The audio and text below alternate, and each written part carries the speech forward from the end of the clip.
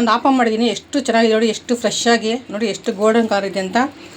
ನಾವು ಮಾಡೋ ಮೆಥಡಲ್ಲಿ ಒಂದು ಸಲ ನಾವು ನೋಡ್ರಿ ನೀವು ಗೊತ್ತಾಗುತ್ತೆ ಏನೇನು ಹಾಕಿದ್ದೀನಿ ಅಂತ. ನೋಡಿ ಎಷ್ಟು ತುಂಬಾ ಚೆನ್ನಾಗಿದೆ.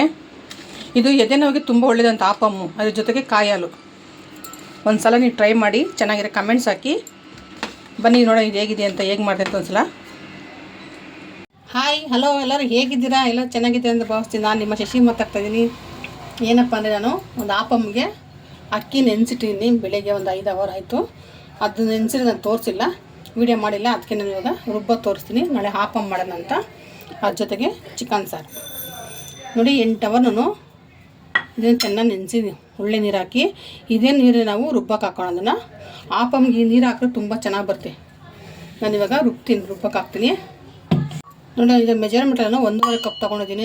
ನೀವು ಯಾವ ಅಕ್ಕಿ ಆದರೂ ಪರವಾಗಿಲ್ಲ, ರೇಷನ್ ಅಕ್ಕಿ ಆದರೂ ಪರವಾಗಿಲ್ಲ, ರೈಸ್ ಮಾಡ್ತಾ ಅಕ್ಕಿ ಆದರೂ ಪರವಾಗಿಲ್ಲ, ಅಥವಾ ಇಡ್ಲಿ ರೈಸ್ ಆದರೂ ಪರವಾಗಿಲ್ಲ. ಅದಕ್ಕೆ ಚೆನ್ನಾಗಿ ನೆಂದಿರಬೇಕಿದ್ದು, ಅದಕ್ಕೋಸ್ಕರ ಇದನ್ನು 1.5 ಕಪ್ಪಲ್ಲಿ ಹಾಕಿದ್ದೀನಿ.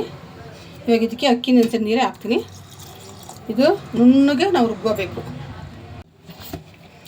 ನೋಡಿ ಇಷ್ಟು ನುಣ್ಣಗೆ ರುಬ್ಬಿದ್ದೀನಿ ನಾನು. ಇದು ನೀರಾದರೂ ಪರವಾಗಿಲ್ಲ, ಏನೂ ಆಗೋಲ್ಲ.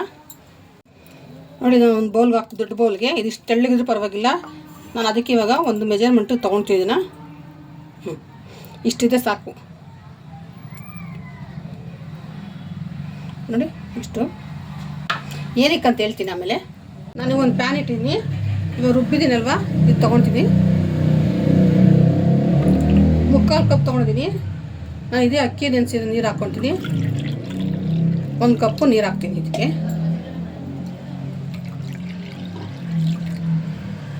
ನೀರು ಸಾಕಾಗಲ್ಲ ಅಂದರೆ ಹಾಕ್ಕೊಳ್ಳೋಣ ಆಮೇಲೆ. ನಾನಿವಾಗ ಗ್ಯಾಸ್ ಹಂಚಿಸಿ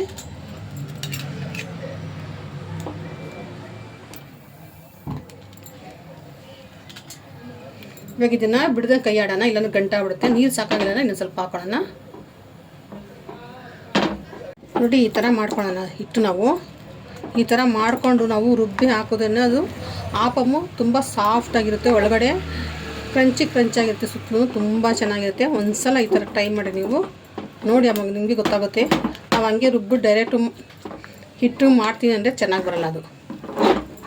ನೋಡಿ ಈ ಥರ ಮಾಡ್ಕೋಬೇಕು. ಒಂದ್ಸಲ ಈ ಥರ ಟ್ರೈ ಮಾಡಿ ನಿಮಗೆ ಗೊತ್ತಾಗುತ್ತೆ. ಇವಾಗ ಇದಾಗಿದೆ, ಸ್ವಲ್ಪ ತಣ್ಣಗಾಗಲಿ, ಮಿಕ್ಸಿಗೆ ಹಾಕಬೇಕು. ಸ್ಟವ್ ಆಫ್ ಮಾಡ್ತೀನಿ. ನೋಡಿ, ಇದು ನಾನು ಹಿಟ್ಟು ಮಾಡಿದಲ್ವ, ಇದನ್ನು ಮಿಕ್ಸಿಗೆ ಹಾಕ್ಕೊಳ್ತೀನಿ.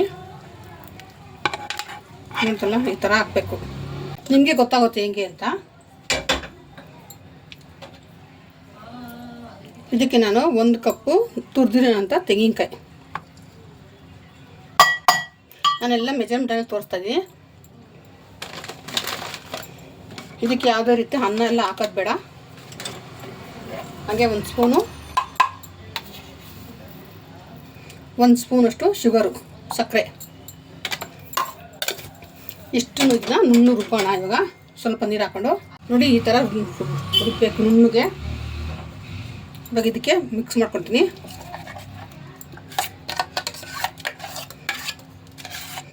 ಆಪಮ್ ಯಾವತ್ತಿಗೆ ಇದೇ ಥರ ಮಾಡಬೇಕು. ಆಪಮ್ ಇದಕ್ಕೆ ಸ್ವಲ್ಪ ನೀರು ಹಾಕ್ತೀನಿ.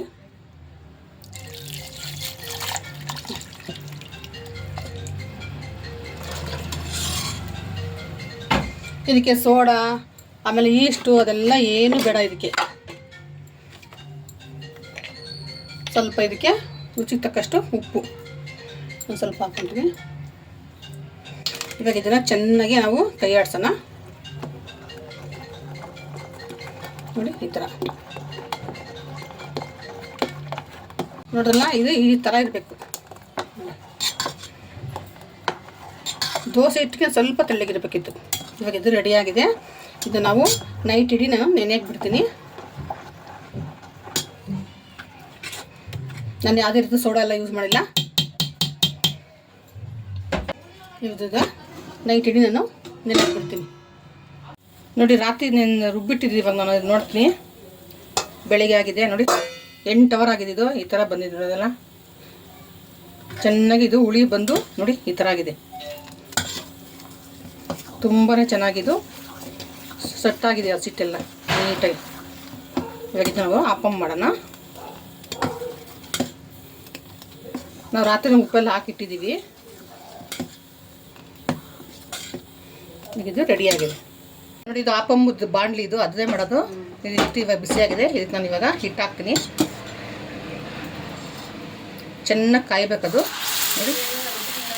ಇವಾಗ ಇದು ನಾನು ಈ ಥರ ಮಾಡ್ತೀನಿ ನೋಡಿ.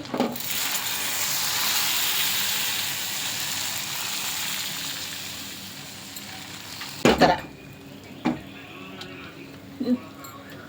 ನಾನು ಇದಕ್ಕೆ ಇವಾಗ ಒಂದು ಲಿಡ್ಡು ತುಂಬ ಚೆನ್ನಾಗಿ ಹುಳಿ ಬಂದಿದ್ದು. ಎಷ್ಟು ಚೆನ್ನಾಗಿ ಬರುತ್ತೆ ಅಂದರೆ ಒಂದು ಸಲ ನೀವು ಟ್ರೈ ಮಾಡಬೇಕು. ನೋಡೋಣ ಆಪಮ್ಮು ನೋಡಿದ್ರೆ ನೀಟಾಗಿ ಇದು ಬಾಯ್ಲ್ ಹಾಕಬೇಕು. ಸ್ವಲ್ಪ ನಾನು ಎಣ್ಣೆ ಹಾಕ್ತೀನಿ.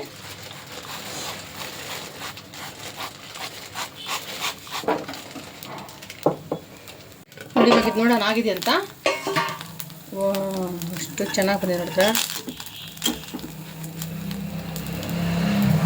ಈ ಥರ ಬರಬೇಕು. ನಾವು ತೆಂಗಿನಕಾಯಿ ರುಬ್ಬಿದ್ರೆ ತುಂಬ ಚೆನ್ನಾಗಿ ಬರುತ್ತೆ ಇದು ಆಪಮ್.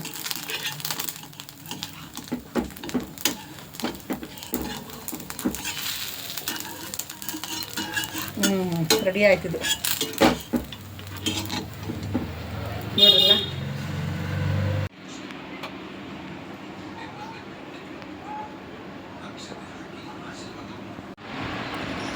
ನೋಡಿ ನನ್ನ ಮಗಳು ಕೊಟ್ಟಿದ್ದೀನಿ ಕಾಯಿ ಹಾಲು ಚಟ್ನಿ, ಅದ್ರ ಜೊತೆಗೆ ಆಪಮ್. ನೋಡ್ದಲ್ಲ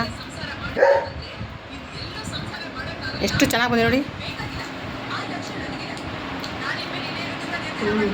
ಸಾಕು